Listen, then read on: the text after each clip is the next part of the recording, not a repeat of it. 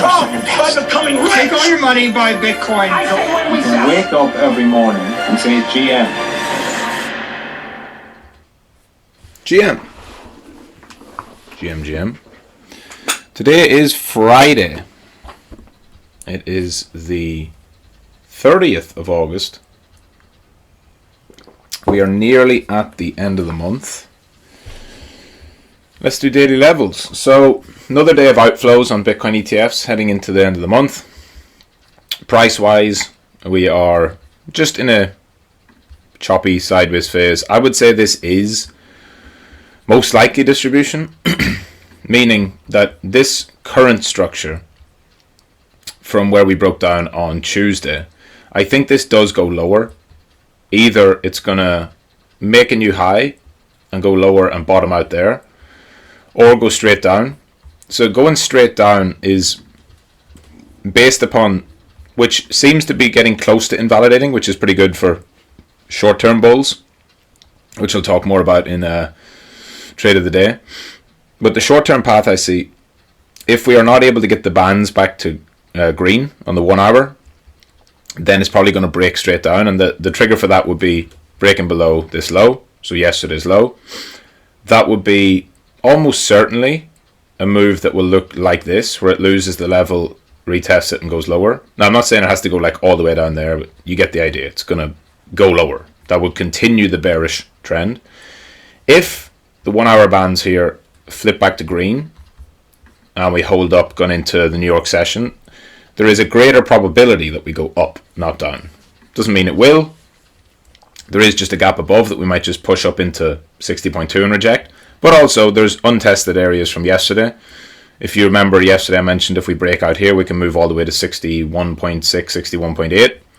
And it moved up as far as 61.2 roughly, and then rejected. Now, of course, that is a sign of trend weakness and sellers stepping in before you would expect them to. So, a further push would not surprise me to go up and finally fill that gap, take out those stops. And if that one, so whatever it looks like, if it is a false breaker, comes back inside, we're going for new lows. And the question then becomes, do we hold that or not? And then finally, really simple. Actually, the simplest path is the bullish path. It just has to hold 62. Because anything where it goes above 62 and doesn't reject back below yesterday's high is a pretty clear sign of strength. And I don't think we quite have that yet, although we could. If this is going to build up into a higher time frame move, we might see it move up to there, pull back, form a higher low, and then that might be how we make our way higher, right? It's just this kind of series of higher highs and higher lows on a sideways basis, which I like the look of as well. It's sort of really the perfect way to go higher, right? The perfect way to go higher whenever the market is bearish and people are bearish is really move up, have deep pullbacks, but set higher lows. Move up, have a deep pullback, flush everyone out, but set a higher low. Move up, right? Set another high, pull all the way back, deep pullback, set a higher low. But crucially, making those higher lows as you go along. That would be probably the trickiest for people to try and trade. So that might be a path we see. But regardless, I think that today, I do think we're going to see a decent bit of volatility today, but today I want to look at other things. I want to look at stocks and kind of get an idea of what's going on here, because I think actually possibly, let me look at the Nasdaq. Yeah, Nasdaq showing a bit more weakness here. I want to look at individual stocks, which is something that I haven't done in a while. I mean, this is a pretty clear lower high. I mean, I don't really know how much more Nvidia needs to do to confirm to the market that it's finally bearish. No, people actually going to admit it, that it's over, right? You had your top and your failure to return, your sell-off, and then, importantly, a quick reclaim. You had your top, failure to return, a deeper sell-off, and then this rally, instead of the same consolidation and reclaim, it is actually rolling over, which would just indicate maybe this is just actually done, which it is, right? This is a broken parabola. I don't know if stock people are going to admit it or not. any of you G's who actually trade stocks, what's the sentiment like online? Do people still think that this is going up? Because it's a broken parabola, which just generally means it's just a matter of time. It doesn't mean it has to go straight down, but it probably means that at best you're seeing like a distribution top before eventually going down, whether it's months later or whether it happens sooner. I don't know. What would be the best potential for Nvidia to go higher? Like this would have to be a fake out somehow. So earnings, I know Nvidia had earnings and it dumped down, even though it beat earnings. Also, quite a clear sign as well. Whenever a company has good earnings or at least meets expectation or beats expectations, yet the market goes down, that can be instructive in and of itself. But anyway, if we see a fast reclaim and a grind towards the highs, then probably there's more to come. But regardless, we'll see what happens. Microsoft. Why am I looking at stocks? Just interested. Microsoft has broken all of its uptrend structure. So when you have a move all the way back to the origin, that means we're no longer in a trend. That means that we are in some kind of consolidation. And since it's at the highs after significant rallies, it's, doesn't look that much different to 2021, right? Really, I mean, why is Microsoft any different now than it was then? Why is it not just going to go for a deeper pullback into this gap down here and then reaccumulate and then go higher later on, right? Why would it not at least do that, if not a bigger correction? Seems pretty logical to me. Meta's still the best, isn't it? I remember I've seen this now for ages, where it just keeps holding and holding and holding. Now, building up for what would be my view. Like, this could also be a distribution itself, but the lower volatility is a good sign for bulls, right? If you see a distribution top, you're usually seeing more volatility, and then you see a show of weakness, and then it rolls over. This so far has actually got like lowering volatility, and it's kind of compressing near the highs, and so that can actually be just a clean horizontal breakout. So that one's all right. What else is up in the top? Fucking Google. And the reason I'm looking at individual ones is because sometimes the index, like the Nasdaq, doesn't quite show it. I want to see what the leaders are doing. I mean, this is, to me, if I saw that, I would say it's probably going to go back down there, right? So it's probably going to go sideways, push up, and then eventually make its way back down to this area, where the origin of where it came from. Certainly doesn't look like, I mean, if it tries to go lower, it certainly doesn't show much in the way of anything bullish yet. This is pretty bearish, impulse lower, sideways correction. If it tries to go lower and fails, and you see it hold up, and it reclaims back above that level, that's when you can look at a move back towards the highs. Otherwise, I think the move you're going to see is probably something more like that. So, with that said, back to the Nasdaq. Because they're all the biggest constituents of the Nasdaq and of the S&P. I mean, the move on the Nasdaq this is an exhaustion top. And the reason I say this is because whether it lags, temporarily, if the stock market goes into an actual bear market or a significant decline, crypto will suffer. So it is important to keep an eye on. And if we're looking at these simple reversals, which are where? Here. This is the most classic of all, and it's the exhaustion. It's just where you have a move and it fully retraces. So in an uptrend, when you have a move that fully retraces, your expectation is that that is a topping pattern. So generally, what that means is, of course, either it's reversal and you're going lower, or you're at least going to come back and retest that area. That would be my initial expectation, would be that it does come back to retest it, and if that holds and it builds up and it does the usual stock market thing, then higher we go. You have to remember as well, like, the stock market just is programmed to keep going higher. You certainly don't want to bet against the stock market. Like, it will eventually stop going up, it will eventually fail, and it will eventually go into a bear market or whatever, but with the money printer and all that, it's usually a good bet to just bet on stocks to continue rising. But when you have short-term weakness, which is to me is quite obvious, I think that until it makes a new all-time high, that's obviously your clearest signal. Then tech stocks, so the higher beta stuff, is weaker than the S&P. So the thing that has been leading the market since 2022 is weaker. Right? The Nasdaq is what led. Nvidia and all the tech stocks, they led this entire move from 2022 until now. And now the S&P, which is has less weighting towards the major tech stocks, is stronger than the Nasdaq, which has not been the case basically all the way since 2022. When you have a change of character in the market of what's leading and what's lagging, it's telling you something. And so is this a case that the bull market's over and the juice has been squeezed out of that rally and we need to wait until there's a new catalyst? Possibly. It might just be that. It might just be a part of this pre-election cool-off where we go sideways until, people know who's won the election and they know what to bet on next. Probably a decent... I think that's probably a decent thing as well. Like, in terms of if you're trying to make a case for this not being like a bear market, because calling bear markets in stocks is just stupid. Like,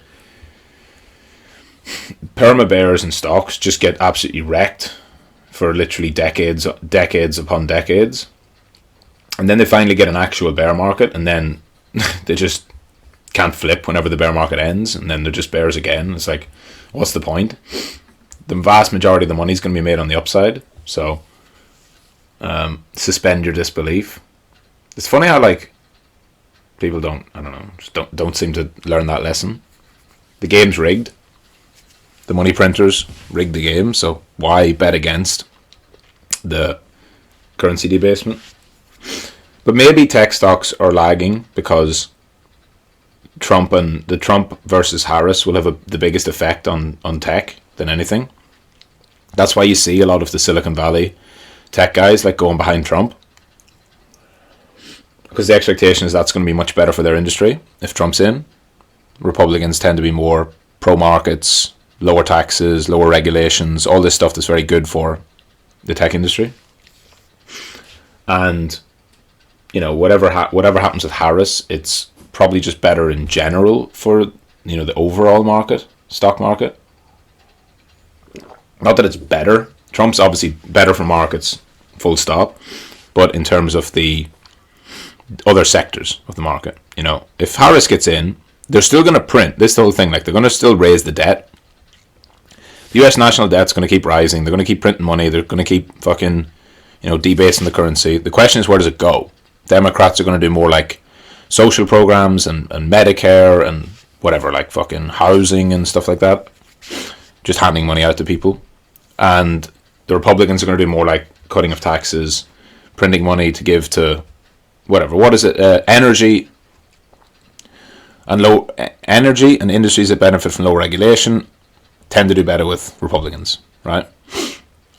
Anything to do with business, capitalism, and then with Democrats, it's more of the social left-leaning social programs and areas like that. Probably renewables and green energy and stuff like that would do better under a Democrat administration. So, anyway, what does that all mean for Orange Coin?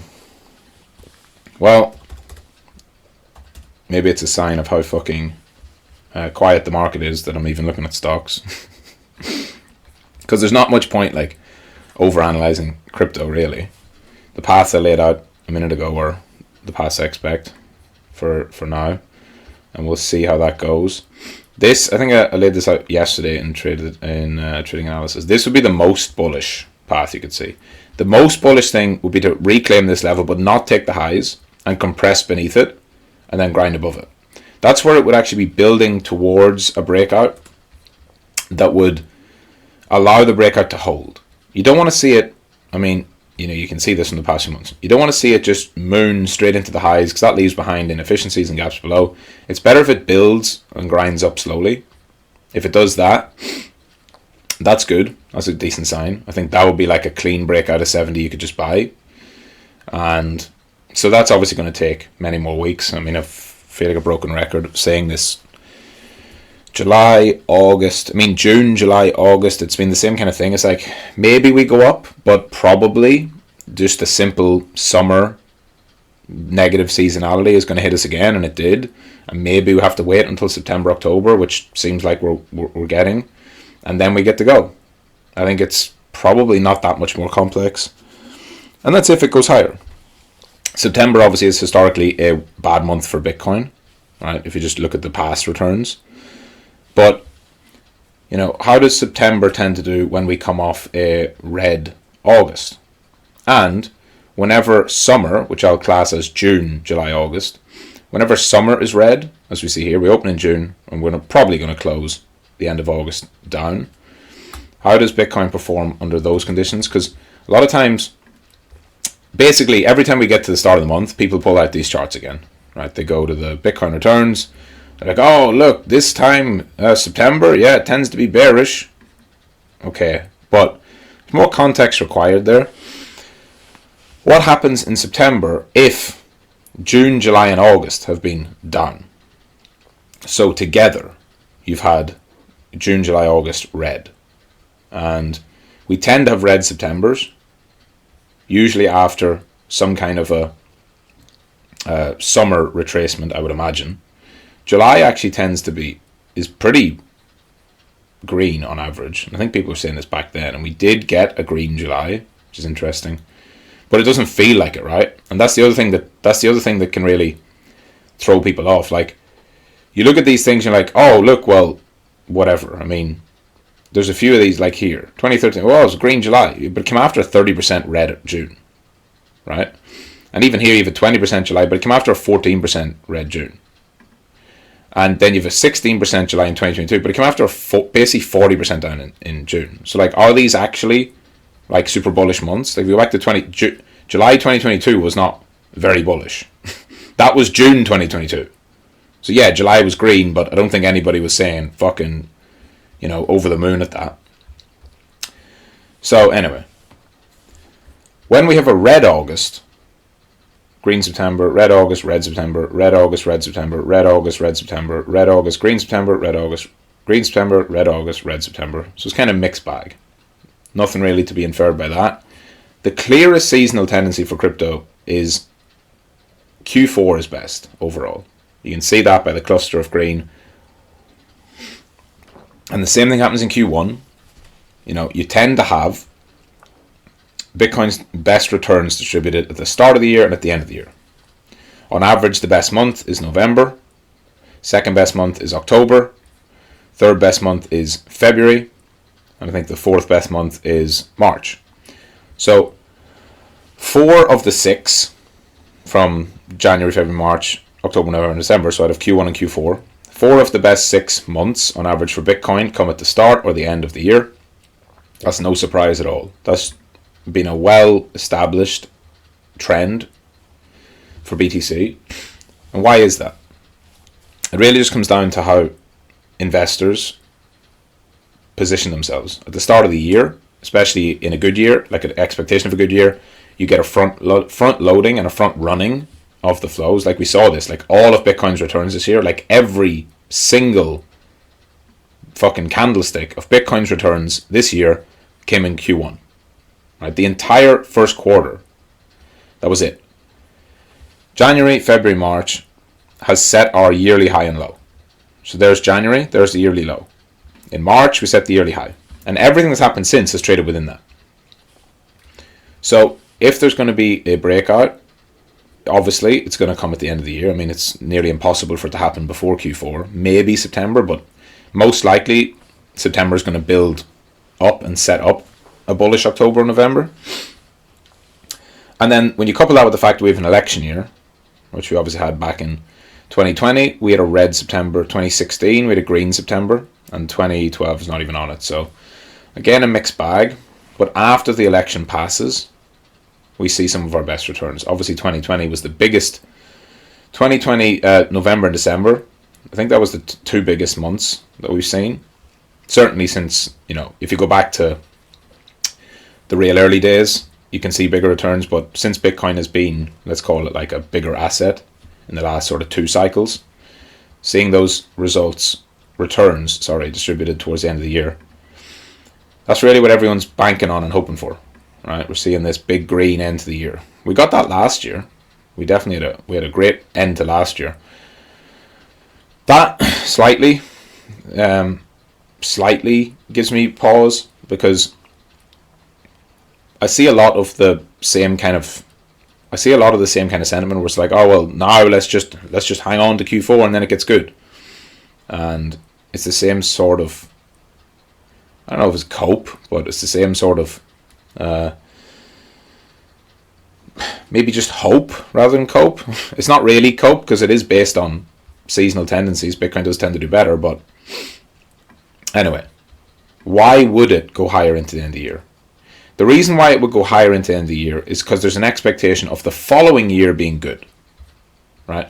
So the year starts green and you have a good Q1 in general, because if it's in a year where people expect Bitcoin to do well, people get positioned early.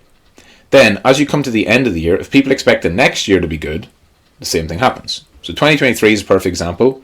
We got through the terrible bear market of 2022.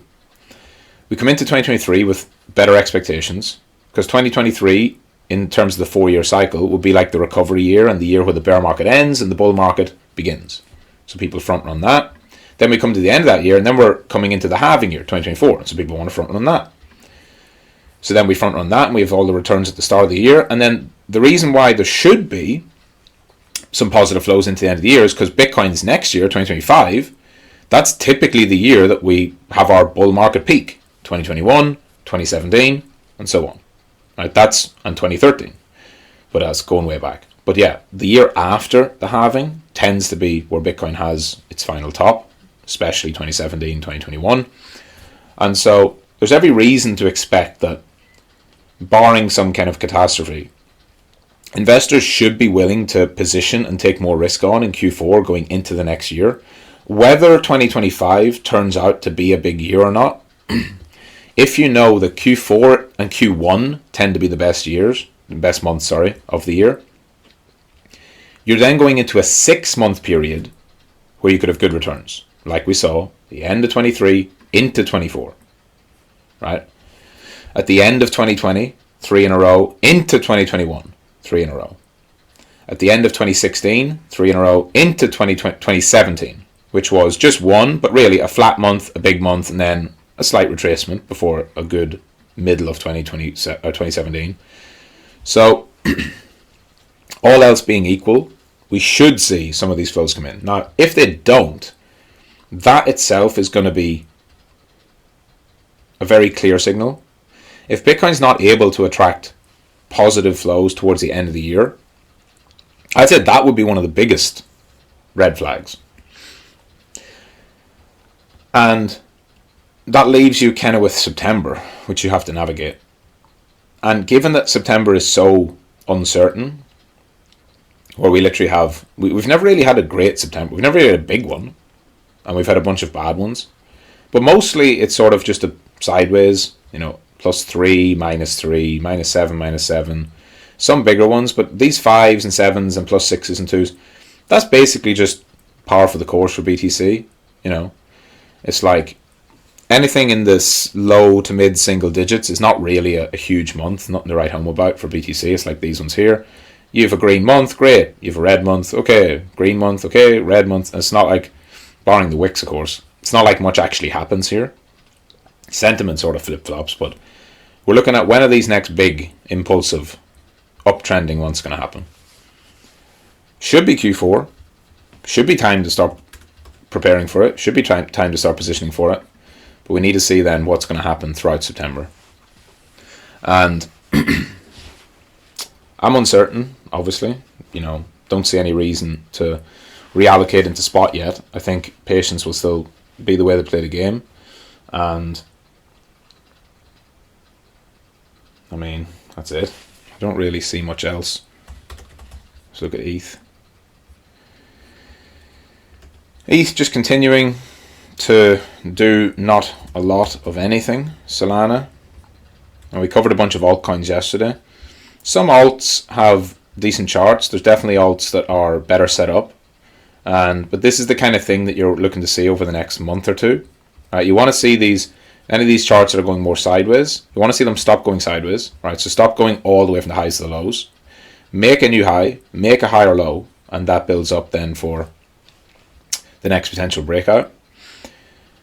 Again, if you're talking about like what people are saying, if people are talking about like, oh, Solana, remember all the talk was like Solana's going to 500 or is it going to 1,000? Well, if it's doing that, then why is there so much flip-flopping and so much negative sentiment and then positive and it's over, we're back, it's over? Why are people so insistent upon trying to long every 170, 180 on Solana and sell every 120?